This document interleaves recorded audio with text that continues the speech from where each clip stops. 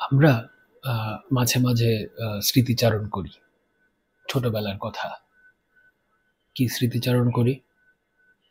যে ছোটবেলায় খেলতে যেতাম, গায়ে কাদা মাখতাম, গাছ থেকে লাফ দিয়ে পড়তাম।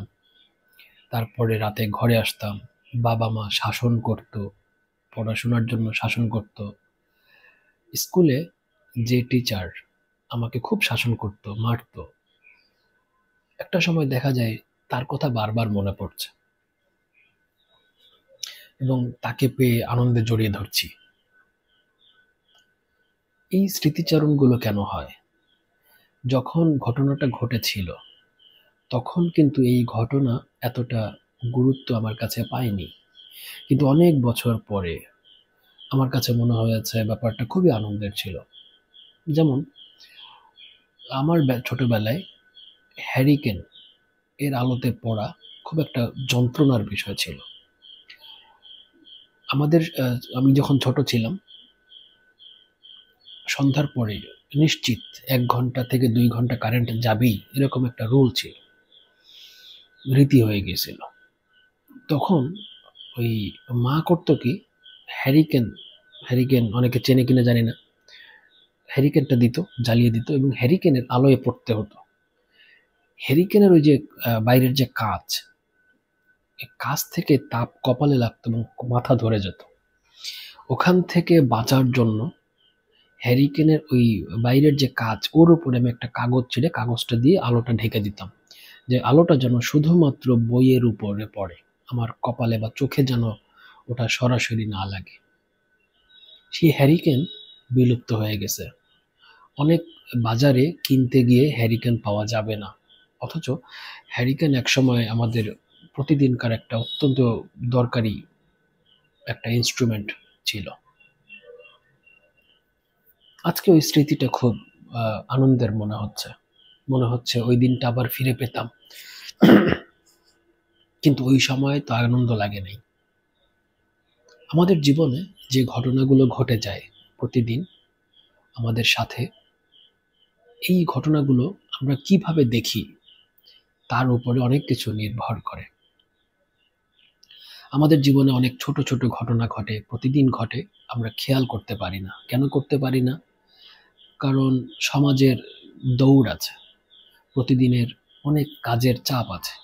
মাথার মধ্যে থাকে আজকে আমরা বেঁচে আছি, আমাদের মাথায় আছে কাল, আগামীকাল, পরশু, ১ বছর পর, ১০ বছর পর। ফলে আমাদের দৃষ্টিতে আজকের দিনে নাই, আমাদের দৃষ্টি আছে অনেক পরে। যখন শিশু ছিলাম, মানে শৈশবে ছিলাম, নজর থাকতো কৈশোরে। কৈশোরে যখন গেলাম তখন নজর থাকতো যৌবনে। যৌবনে যখন গেলাম তখন নজর থাকতো মধ্য বয়সে, কি চাকরি করব, কি গাড়ি কিনবো, কাকে বিয়ে করব। এরকম করতে করতে আমরা বার্ধক্যে চলে যাই। এবং যখন বার্ধক্যে চলে যাই তখন আমাদের সামনে আর তেমন কিছু থাকে না, মৃত্যু ছাড়া। তখন হঠাৎ করে আমরা পিছনে চলে যাই। শৈশব, কৈশোর, আমাদের মা, বাবা, ছোটবেলার বন্ধু, ছোটবেলার তুচ্ছ তুচ্ছ জিনিস, গাছে আম পেড়ে খেয়েছি, অমুক বাড়ির রাতে পিকনিক করেছিলাম এই বন্ধু মিলে। হয়তো সারা জীবন সেই বন্ধুর খোঁজ রাখি নাই, কিন্তু শেষ বয়সে ওই বন্ধুকে খুব খুঁজে পেতে ইচ্ছা করছে। কারণ হঠাৎ করে আমার জীবনের ওই ঘটনাগুলো খুব মূল্যবান মনে হচ্ছে, যেটা আমি আগে কোনোদিন ওইভাবে দেখি নাই। আমরা আমাদের গল্পগুলো, প্রতিদিনের গল্পগুলো, যে ঘটনা ঘটে যায় এগুলো আমরা এভাবেই ভুলে যাই, খেয়াল করতে পারি না। এবং খেয়াল করতে না করতে করতে আমার কাছে আমার গল্পগুলোই হারিয়ে যায়। আমি নিজেই ভুলে যাই যে আমার জীবনে কত চমকপ্রদ ঘটনা ঘটেছে। বিভূতিভূষণ বন্দ্যোপাধ্যায়ের একটা উপন্যাস আছে, অনেকে না পড়লেও নামটা সবাই জানে, পথের পাঁচালী। অপু এবং দুর্গা, দুইটা ছোট ছোট ছেলে মেয়ের জীবন কথা। কি করেছে? ওই সকালে যেত, ওই ট্রেন আসতো, দৌড়িয়ে ট্রেন দেখতে যাইতো, তারপরে শহর পরিবর্তন করলো, জীবিকার সমস্যা। এই যে ঘটনাগুলো, এই ঘটনাগুলো আমাদের সমাজের নিম্ন শ্রেণীতে অহরহ ঘটে যাচ্ছে এখনো।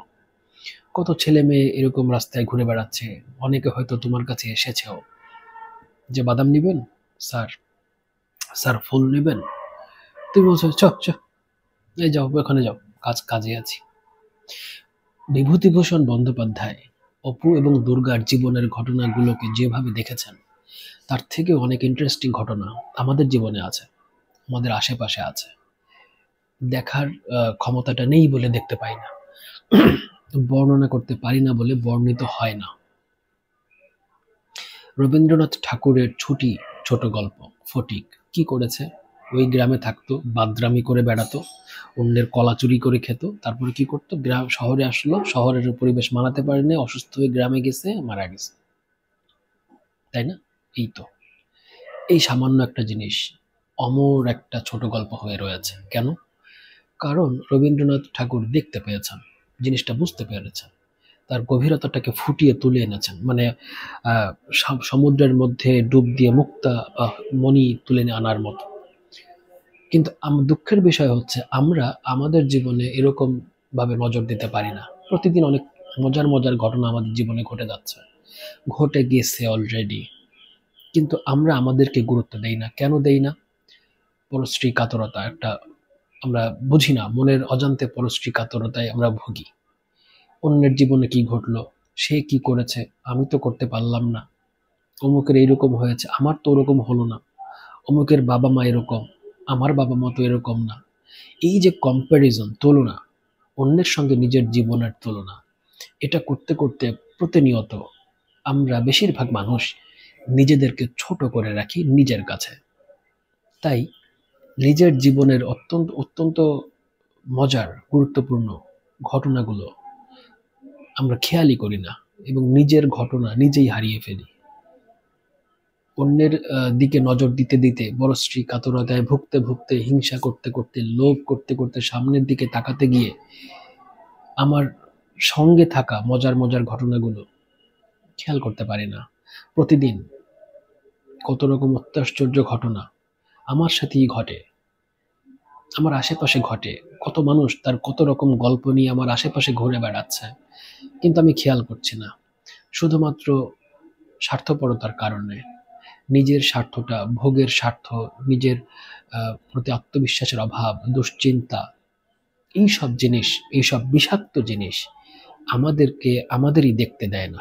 আমরাই আমাকে দেখতে পারি না, আমার আশেপাশের মানুষকে দেখতে পারি না।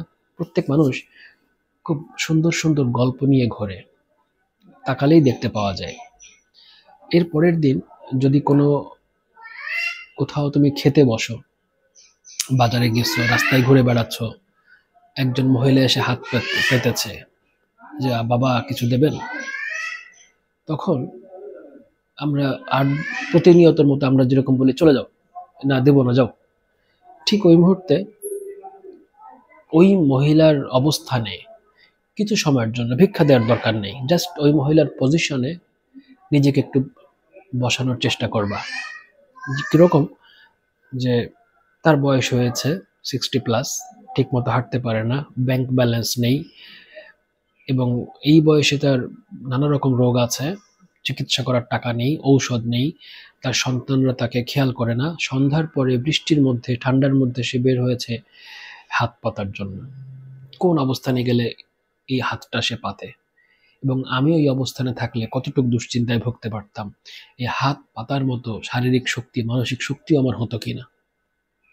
আমাদের আশেপাশে অনেক গল্প আছে, এই গল্পগুলো ঠিক মতো খেয়াল করলে নিজের অনেক দুঃখ থাকে না। আবার নিজের জীবনের অনেক গল্প আছে, যে গল্পগুলো খেয়াল করতে পারলে নিজেকে অতটা তুচ্ছ আর মনে হবে না।